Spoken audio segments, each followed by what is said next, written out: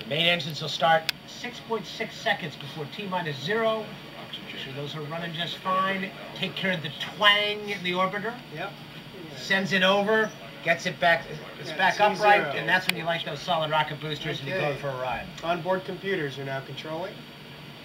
And the handoff to Atlantis' onboard computers. Atlantis now in control of the countdown. Yeah, people may not realize Atlantis will actually launch herself. 20. And let's listen to George Diller, who will be Firing followed by chains Rob Davies in Houston Suppression water on the system ascent. activated. Atlantis gets ready to go to T-minus space.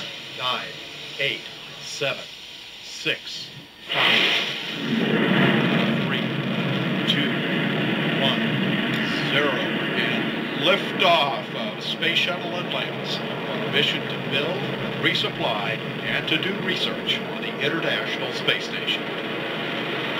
Houston now controlling. Atlantis begins its penultimate journey to shore up the International Space Station. Atlantis now in the proper alignment for its 8.5-minute ride at the Space Center already, traveling 500 miles an hour. The 3 liquid fuel main engines now throttling back to 72% of rated performance, going into the bucket, reducing the stress on the shuttle as it breaks through the sound barrier. 55 seconds into the flight, all systems operating normally, 900 miles an hour. The speed of Atlantis right now, 6 miles in altitude, 9 miles downrange.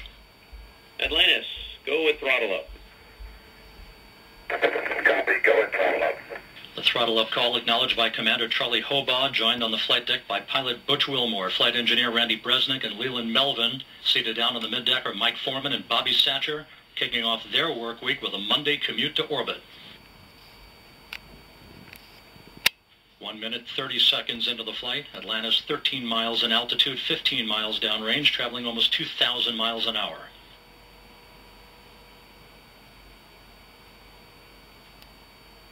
Three good auxiliary power.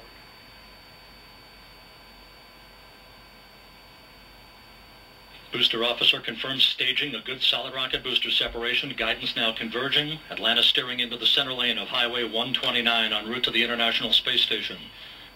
2 minutes, 20 seconds into the flight, 34 miles in altitude, 48 miles downrange. Atlantis traveling 3,200 miles an hour.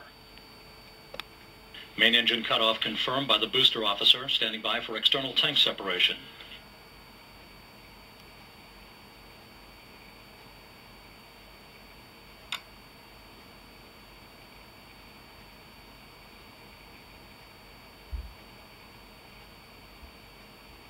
And the bird's eye view from the external tank camera of external tank separation. Atlantis now in its preliminary orbit. Commander Charlie Hobaugh will now maneuver Atlantis so that cameras embedded in the shuttle's umbilical well can perform photography of the discarded external fuel tank.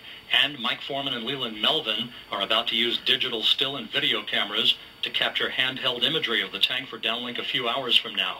A flawless climb to orbit for the shuttle Atlantis and its 6 crew members en route now to the International Space Station. It's not required.